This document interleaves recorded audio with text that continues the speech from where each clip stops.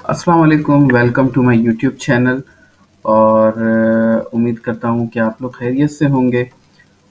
और अल्लाह ताला आप सब लोगों को सेहत और तंदुरुस्ती वाली ज़िंदगी दे, तो मेरी दुआ है। और आज मैं आप लोगों के साथ एक नया लेक्चर जो है वो शेयर करूँगा अबाउट दिस सीपीपी। आपको याद हो कि लास्ट लेक्चर के अंदर मैंने आप लोगों से काफ़ी डिटेल में वेरिएबल्स और कॉन्स्टेंट्स और उनको किस तरह से इनिशियलाइज करते हैं सी लैंग्वेज में, फिर उनको किस तरह से वैल्यूज़ असाइन की जाती हैं, ये सारी चीज़ें मैंने आपसे डिस्कस की थी।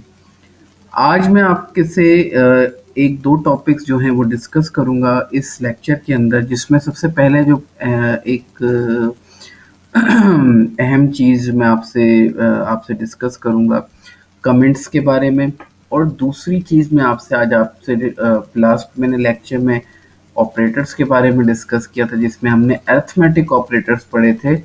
आज मैं आपसे लॉजिकल ऑपरेटर्स को किस तरह इस्तेमाल किया जाता है with the help of if and else conditions, आप किस तरह से लॉजिकल ऑपरेटर्स को यूज़ करते हैं अपने सी लैंग्वेज के अंदर, वो तरीका मैं आपको समझाऊंगा। तो चलते हैं अपने लेक्चर की तरफ।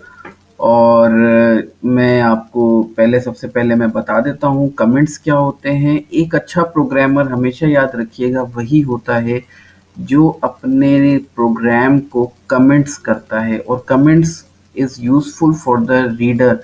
उसे पता होता है एक नए रीडर को कि ये वेरिएबल किस लिए इनिशियलाइज करवाए गए हैं, ये लाइन क्यों प्रिंट की गई है। तो ही नोज़, जब वो इन कमेंट्स को पढ़ता है तो उसे आइडिया होता है। तो एक अच्छा प्रोग्रामर अपने प्रोग्राम्स में जो है वो कमेंटिंग लाजमी करता है। तो नॉर्मली प्रोग्रामर्स जो हैं वो इस चीज़ को इग्नोर कर देते हैं। हालांकि कहने को ये एक बहुत छोटी सी बात है, but it makes a very big impression on your programming techniques. तो लाजमी इन चीज़ों का, अगर आप नई नई प्रोग्रामिंग सीख रहे हैं तो लाजमी आप लोगों को इस चीज़ का ख्याल रखना है कि कमेंट्स किस तरह से लगाए जाते हैं सी लैंग्वेज के अंदर। तो सबसे पहले मैं आपको बता देता हूँ कमेंट्स किस तरह किए जाते हैं। फॉर एग्जांपल मैं यहाँ पे एक लाइन जो है वो प्रिंट कर लेता हूँ, प्रिंट एफ, और यहाँ मैं लिख लेता हूँ हेलो वर्ल्ड। ठीक है। और इस लाइन को अगर मैं कमेंट करना चाहता हूँ तो मैं इसी के आगे मैं यहाँ पे या ऊपर नीचे कहीं भी मैंने ये दो स्लैश आपने लगाने हैं। ये सिंगल लाइन कमेंट की मैं अभी बात कर रहा हूँ। तो कमेंट्स की दो टाइप्स होती है, एक सिंगल लाइन, एक मल्टीपल लाइन्स। तो अभी हम सिंगल लाइन को जब हम कमेंट करने जाते हैं, जिसमें एक ही वक्त में एक लाइन को कमेंट करना है अगर आपने, तो आप सिंगल लाइन को यूज़ कर लें। आपने कमेंट किया और यहाँ आपने कोई भी मैसेज आप अगर यूज़र को बताना चाहते हैं फॉर हिज इन्फो या हर इन्फो, तो आप यहाँ जस्ट लिख दें welcome note, it's a welcome note. ठीक है। अच्छा, अब कंपाइलर यहाँ पे इसको, इस पॉइंट पे इसको रीड नहीं करेगा, ना इसका आउटपुट आएगा ना कुछ आएगा। ठीक है ना जी। तो हम इसको मैं आपको चला के भी दिखा देता हूँ, कंपाइल एंड रन भी कर लेते हैं हम इसको। जस्ट हेलो वर्ल्ड प्रिंट हुआ हुआ आपको आपकी स्क्रीन पर दिखाई देगा, ये देखें। ठीक हो गया जी। तो कमेंट्स को उसने इग्नोर कर दिया, कमेंट्स को उसने नहीं लिया। इसी तरह आपके पास मल्टीपल लाइन कमेंट्स होता है, वो भी बहुत इजी है। मैं अगर मल्टीपल लाइन से मेरे पास कमेंट करने के लिए ज़्यादा लाइंस हैं, तो मैं जहाँ से मुझे कमेंट स्टार्ट करना है वहाँ पे मैं स्लैश स्टार जो है वो क्या कहते हैं लगा दूंगा। और जहाँ मुझे एंड करना है वहाँ पे मैं स्टार और देन स्लैश जो है वो पुट करके कमेंट को क्लोज कर दूंगा। ठीक हो गया। तो इस तरह से मेरा कमेंट्स जो है वो क्लोज हो जाएंगे। ये मल्टीपल लाइंस को कमेंट करने के लिए यूज होता है। इसके दरमियान में आप कुछ भी टाइप करते हैं, कुछ भी लिखते हैं, just like this is my new program, तो ये उसको रीड नहीं करेगा। ये ब्लू लाइन आपको नजर आ रहा होगा, ये ब्लू टेक्स्ट के अंदर जो है वो लिखा हुआ है। तो ये होते हैं दो तरह के कमेंट्स, सिंगल लाइन कमेंट्स और मल्टीपल लाइन कमेंट्स। ये बहुत ज़रूरी होते हैं। नॉर्मली प्रोग्रामर्स उसको ज़्यादातर इग्नोर कर देते हैं, बट आपने इग्नोर नहीं करना, आपने इस चीज़ को समझना है और उसको इम्प्लीमेंट करना है अपने कोड के अंदर। तो अब हमारे पास बड़ा इम्पोर्टेंट टॉपिक है जिसको मैं डिस्कस करने के लिए आज आपके सामने हाजिर हुआ हूँ। इसमें सबसे पहले अहम चीज़ जो मैंने लॉजिकल ऑपरेटर्स को किस तरह से आप यूज़ कर सकते हैं। तो लॉजिकल ऑपरेटर्स जो है वो यूज़ करने की कुछ जो है वो टेक्निक्स होती हैं। उस तरह से आप उनको यूज़ करते हैं, कुछ कंडीशंस आपने अप्लाई करनी होती है with the help of if and the L's statement. तभी वो कंडीशंस जो हैं वो आपके ऑपरेटर्स जो हैं वो वर्क करते हैं। फॉर एग्जांपल मैं एक वेरिएबल इनिशियलाइज करवा लेता हूँ एक्स, और इसको मैं एक वैल्यू दे देता हूँ 15। ठीक है जी।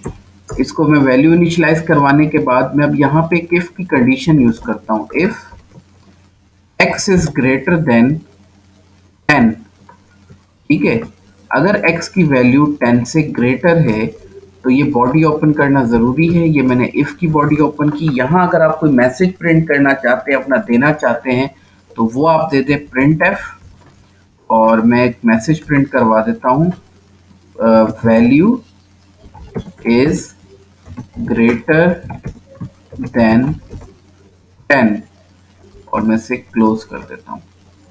ठीक है। अच्छा, अगर वैल्यू लेस देन 10 है तो मैं एल्स यहाँ पे प्रिंट कर देता हूँ, यहाँ पे लिख देता हूँ। एल्स के साथ कंडीशन नहीं लगती, ठीक है।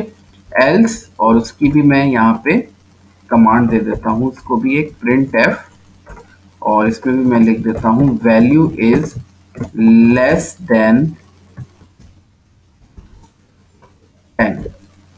ठीक है जी। और मैं इसे क्लोज कर देता हूँ। चेक कर लेते हैं हमारे प्रोग्राम में कोई एरर तो नहीं है, बट कंपाइल करने से पहले मैं एक दफ़ा फिर आपको समझा देता हूँ।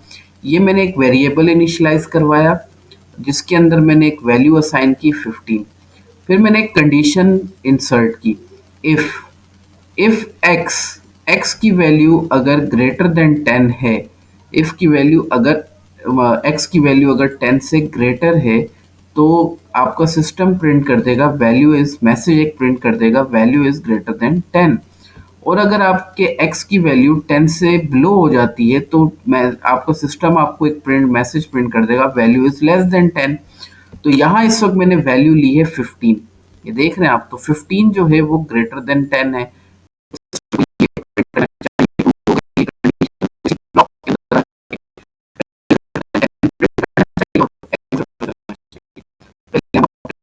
देख लेते हैं कि कोई एरर या कोई प्रॉब्लम तो नहीं है।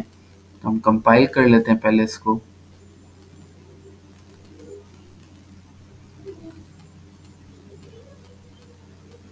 कंपाइल होने के बाद हमें पता चल जाएगा कि कोई एरर या कोई वार्निंग अगर होगी तो सिस्टम वो आइडेंटिफाई कर लेगा। कोई एरर, कोई वार्निंग नहीं है। ठीक है, अब हम इसको रन करते हैं। अब रन करने के बाद देखें क्या मैसेज प्रिंट हुआ, वैल्यू इज ग्रेटर देन 10।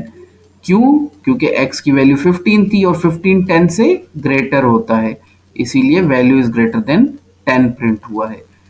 इसी तरह मैं यहाँ पे इसको 10 की जगह 1 कर देता हूँ, 15 की जगह 1 कर देता हूँ। अब 1 जो है वो 10 से ग्रेटर नहीं है, यहाँ कंडीशन हो जाती है फॉल्स। फॉल्स होके वो चला जाएगा एल्स पे, और एल्स पे वो प्रिंट कर देगा वैल्यू इज लेस देन 10। इसको हम एग्जीक्यूट करते हैं, कंपाइल एंड रन करते हैं। अब आपको कोई एरर वार्निंग वो दिखा देगा कि अगर कोई एरर या वार्निंग होगी आपके प्रोग्राम में तो वो भी शो कर देगा।